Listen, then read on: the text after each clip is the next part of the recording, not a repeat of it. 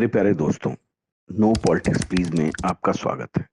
दोस्तों, सीताराम, एक करुणानिधि, अजीत जोगी, शोभा ओझा, इन सब नामों में कॉमन क्या है?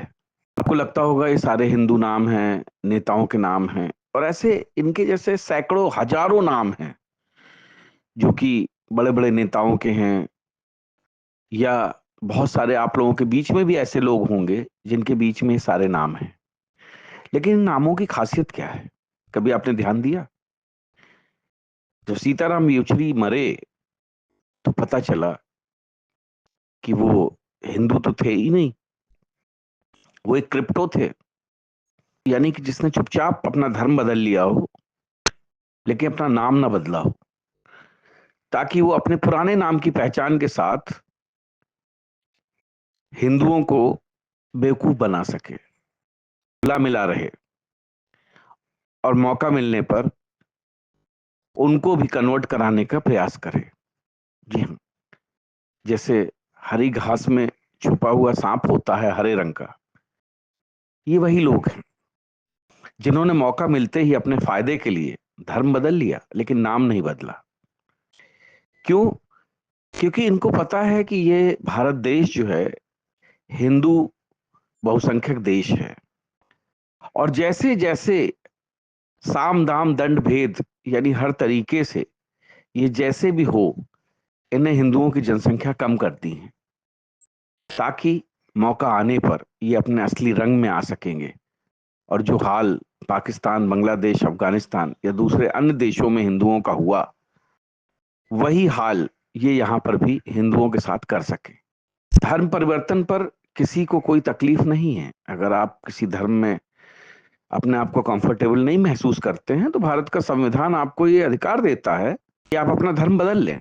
वैसे मैं मानता हूं कि ये संविधान ने जो अधिकार दिया है बहुत गलत अधिकार दिया है, क्योंकि इस अधिकार की परिणति अब एक जिहाद के रूप में हो रही है, या एक क्रूसेड के रूप में हो रही है, कि जिसमें अब धर्म परिवर्तन को एक मिशन बना लिया गया है, ताकि जल्दी से जल्दी इस देश से हिंदुओं की संख्या कम की जा सके। और ये इसलिए हुआ क्योंकि बाबा राव अम्बेडकर ने बाबा साहब अम्बेडकर ने, जिनको कि संविधान सभा के अध्यक्ष थे, जिनकी अध्यक्षता में हमारे देश का संविधान लिखा गया, उन्होंने भी अपने अंतिम दिनों में हिंदू धर्म को त्याग कर बौद्ध धर्म अपना लिया था।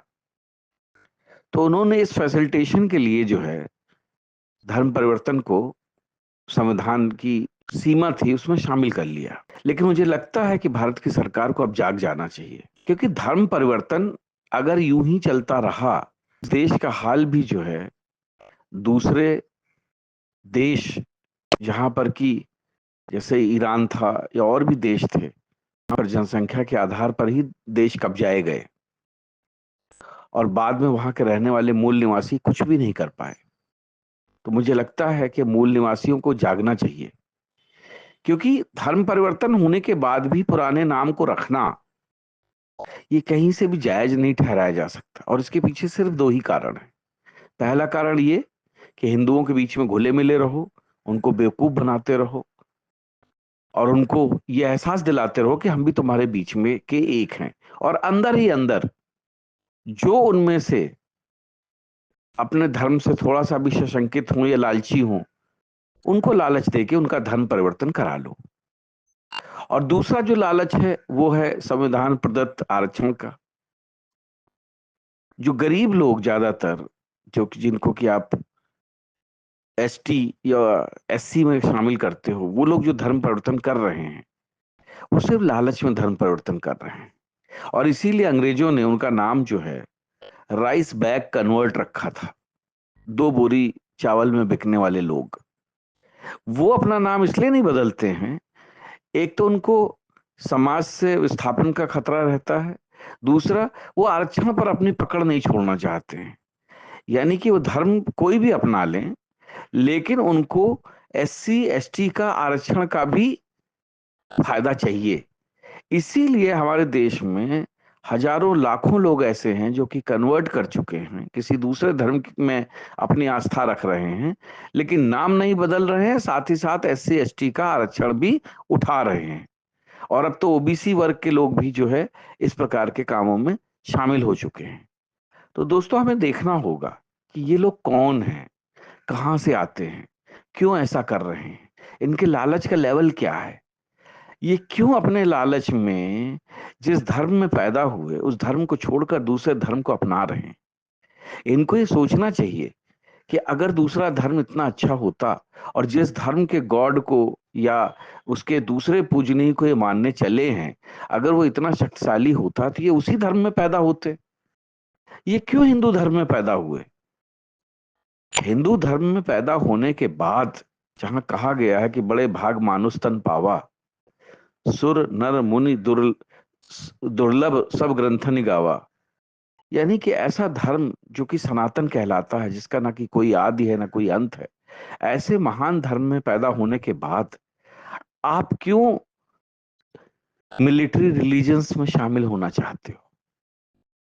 और ऐसा देखा गया है, ऐसा महसूस किया गया है, सर्वेक्षण बताते हैं कि जो लोग धर्म परिवर्तन करके दूसरे धर्मों में चले गए हैं, उनकी हालत आज पुराने धर्म से ज्यादा बदतर है।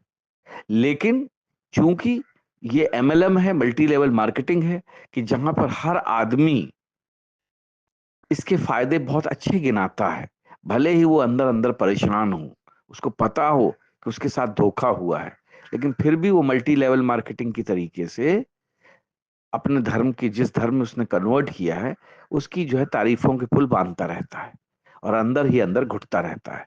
और इस बात के हजारों लाखों सबूत भी मौजूद हैं कि जिन लोगों ने धर्म परिवर्तन किया, आज उनकी क्या स्थिति है। तो दोस्तों, ऐसे लोगों से हमें सावधान रहना होगा, जो चुपचाप अपना धर्म परिवर्तन कर लेते हैं और जिनके मरने के बाद पता चलता है कि अरे, ये तो हिंदू थे ही नहीं, ये तो कन्वर्टेड थे। जब अजीत जोगी मरे तब लोगों को पता चला कि अरे, ये तो क्रिश्चियन थे। यही हाल सीताराम येचुरी के नाम हुआ। और भी बहुत सारे हैं, बताया ना आपको, करुणानिधि का नाम लिया आपसे, शोभा ओझा। और कांग्रेस इस मामले में मास्टर है, क्योंकि आपको पता है कि कांग्रेस की जो टीम है, जो कांग्रेस के हेड हैं, वो किस धर्म को बिलोंग करते हैं। और उन्होंने बाकायदा इसके लिए पूरा एक चक्र चला रखा है। कांग्रेस में कन्वर्टेड लोगों का, क्रिप्टेड लोगों का जमावड़ा है। और कब कौन किस धर्म का निकल आए, वैसे तो कई नेताओं के नाम हैं हमारे पास, लेकिन मैं उनको यहाँ पे लेना नहीं चाहता हूँ, क्योंकि उसके बारे में उन्होंने अपने धर्म को जो है वो क्रिप्टेड, लेकिन उन्होंने अपने धर्म को जो है ऑफिशियली हिंदू धर्म ही घोषित कर रखा है। हाँ, उनके मरने के बाद में पता चलेगा कि वो किस धर्म के थे।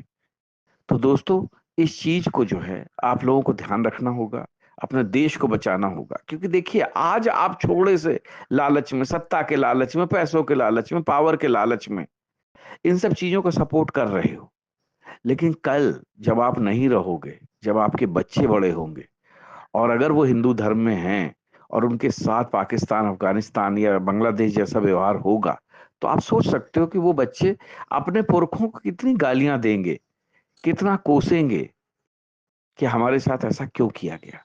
दोस्तों, बड़ी मुश्किल से हमारे पुरखे हजारों साल लड़ने के बाद इस सनातन धर्म को बचा कर लाए हैं, संस्कार परंपराएं बचा कर लाए हैं, अपने धर्म को बचा कर लाए हैं, और इसीलिए आज आप हिंदू धर्म में पैदा हुए हैं।